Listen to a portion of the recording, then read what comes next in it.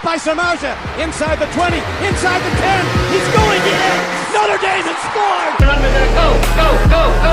You will be that driving force to motivate those coaches and those players to beat Southern Cal! Notre Dame is relevant again. The 20, the 10, fire, rocket, touchdown! Notre Dame is number one! It's a game of who's going to flinch first. We know that isn't going to be Notre Dame. Hello, everybody, and welcome back to another episode of the Golden Domers Report. I'm Landon Traylor, along with the JFK coaching legend, John Richards, Wiz's own Dylan Kearns, and Summit City Elites, Logan Traylor. I'm Landon Traylor as well. After a stress-free week of football, the number 14 Notre Dame Fighting Irish are back to face rival Pitt. Before we preview the 2-5 Pitt Panthers, Week 8 of college football brought a lot of headlines and a lot of news. So let's dive right into it. The main story of the morning as of October 24th is the Michigan Wolverines. And not because they absolutely put it to Michigan State 49-0, which Logan, you would have lost your if you took that as your bet of the lock of the week, that they got rolled. Michigan is in a lot of trouble right now, and it is not looking good for Mr. Jim Harbaugh and his Wolverines. JR, I don't see Jim Harbaugh getting out of this one. I don't. I don't know. I'm not going to yet pass judgment. All the facts are yet to be known. They did suspend, or did they fire that kid? The paid employee? Suspend.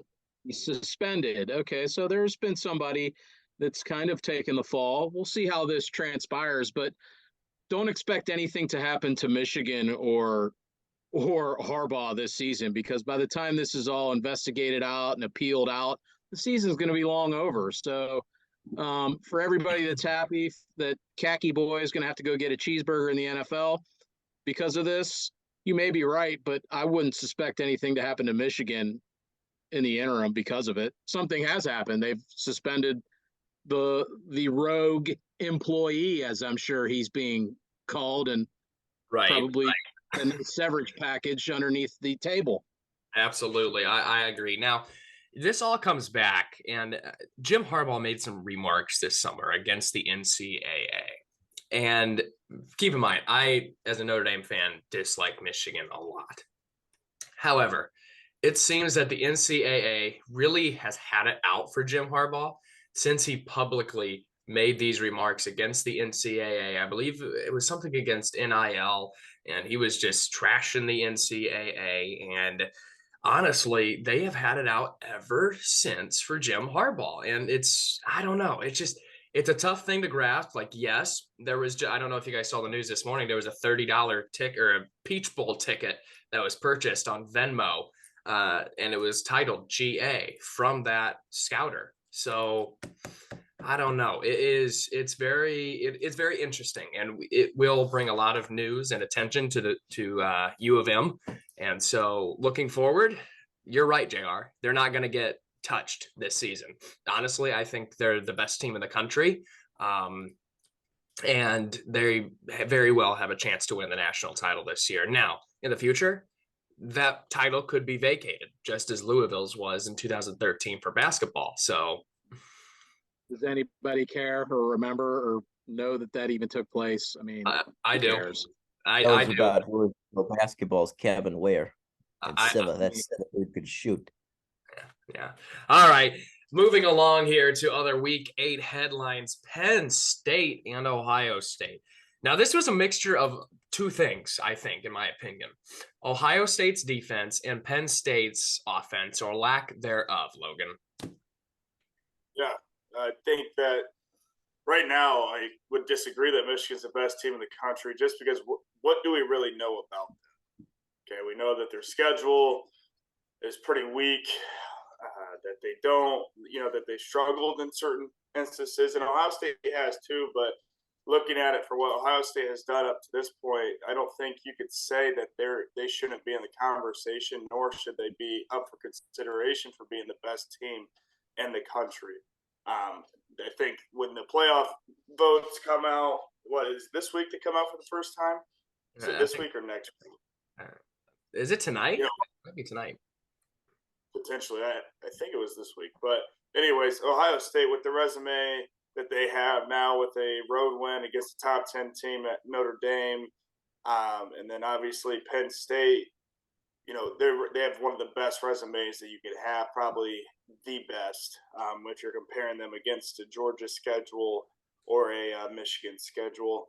Obviously, it doesn't matter until we kind of see where Michigan's at when they play somebody. Penn State come to town a couple of weeks from now, or they go at Penn State, actually. Mm-hmm. So we'll find out a lot.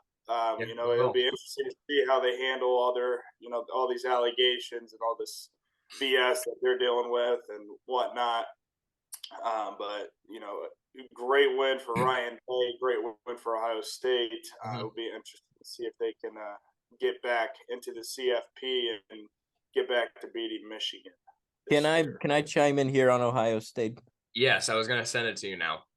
I think that they have the best defense in college football. I don't care. I mean, you go in and look at this from a holistic view. Everyone loves Sam Hartman until he played Ohio State. And you're like, okay, now we know. Now it's just another fill in the blank back there at quarterback. Everyone loved Drew Aller until he played Ohio State. Something can be said there. That defense is really good. They held the Nittany Lions to 1 of 16 on third down. That's insane.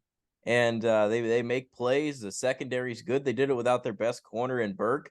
I mean, Igbinosun was out there making plays. Sonny Styles, the safety, the defensive front. They got good, talented players, and Jim Knowles really transformed that defense. Obviously, doesn't matter till Michigan, but they've held very, very good offenses to low point totals all year long.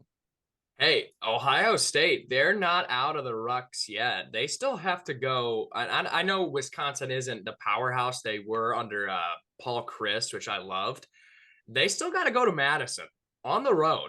I don't care how bad Wisconsin is. That is a tough place to win. I mean, you've seen it time and time again. All of you have. Madison is a place where Big Ten teams go to die. I mean, Iowa, Penn State even. I mean, they go there and they lose. It's a tough place to win at Madison. All right, moving along. Florida State loses with Riley Leonard in the ball game. Mike Elko takes him out. They win 38-20. Goodness gracious. If Riley Leonard stays in the game, Florida State loses and their season is over. I'm going to say that right now, Dylan. I don't know if you can make that judgment. They were kicking their tail. You can't just say that they were going to win the game. There was still a quarter and a half left to play. The kid could barely walk.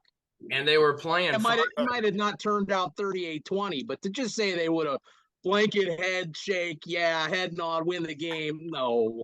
That's why they 60 minutes. Come on.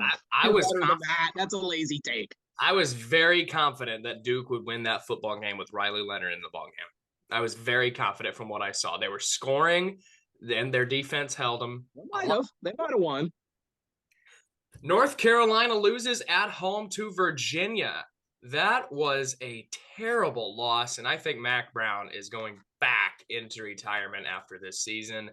It's the Mac Brown experience at North Carolina is over. It's dead. He's had 2 first-round draft picks at quarterback, and he has failed to even make an ACC title. That is a joke. Get out of town, Mac. All right, Oklahoma and Texas. Man, they had hangovers. They had hangovers from each other. Coming off of a bye week, too. They barely beat Houston. Texas did.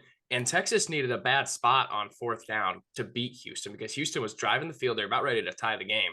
And Oklahoma holds off UCF on a terrible 2-point conversion attempt from UCF. Speaking of 2-point conversion attempts, Clemson falls to Miami on the road 28-26. My, oh my, did you guys see that 2-point conversion? Klubnik took it on the run. It was a handoff. It looked like he was going to score. Riley Leonard pulls it, takes it, stopped right on his tracks. And Dabo, what did I say, Logan? You're kind of giving me a look a little bit here. You said Riley Leonard. I'm sorry, Klubnik. Thank you, Logan. Klubnik takes it, pulls it, gets hammered, and Miami wins the ball game. And after the game, Dabo Swinney threw his player under the bus. Logan, you hate that. Logan and JR hate that. Throwing players under the bus. Head coach got to take responsibility for it, you think? Well, yes. I did see that, actually, because I remember seeing the interview. Obviously, supposed to be a run. I wouldn't say, in that heat of the moment when Dabo did say it was supposed to be a run, then they asked, okay, so what happened? And basically just said that Klubnik pulled it. So I really don't think that's all I saw. So I didn't know if he said he was doing too much. Oh, I don't think I'd have a problem with that one. But yeah, Clemson doesn't make our schedule anymore better, and it got moved to a 3:30 or noon kickoff in South Carolina here coming up next week. So that'll be an interesting affair between the Irish. Still going to be a tough. Yes. On the road, Clemson, their fans, they're going to sell out. You know that. Dylan knows that. Come on, Wiz. Tennessee. 3.5 hours south of them, and you still see it. Tennessee led Alabama at halftime 20-7. They lose 34-20. They got steamrolled in the second half, and Rocky Top is more now Rocky Bottom. Back to reality there for Tennessee and Heupel. Minnesota finally beats Iowa after a controversial call. I disagree with the call. That was terrible. That was absolutely awful, and Iowa should have won that ball game. Oh my goodness! But hey, kudos. The under hit. The over was I think 32, 22, something like that, and and it was lower and they scored. It was like 30. And they scored 22 points combined, 12-10. I don't think Minnesota scored a touchdown. That's how bad of a game it was, regardless. Rutgers beats IU 31-14, and IU is now 2-20 in the Big Ten in the last 3 years. But they have nothing to do. They can't fire Tom Allen. That buyout is way too much for Pastor Allen, as JR likes to say. Kansas State blows out TCU 41-3. I told you so. I told you guys. You didn't want to listen to me. Miami knocks off Clemson. We mentioned that. And Washington, they struggle. I don't know if you guys saw this. It took a pick 6 for Washington to get past Arizona State. 15-7. They had a bad performance coming off of a huge win. So that does it for week 8. By Samarza, inside the 20, inside the 10. He's going in. Notre Dame has scored. Go! You will be that driving force to motivate those coaches and those players to beat Southern Cal. Notre Dame is relevant again. The 20, the 10, 5-5 rocket touchdown. Notre Dame is number 1. It's a game of who's going to flinch first. We know that it won't be Notre Dame.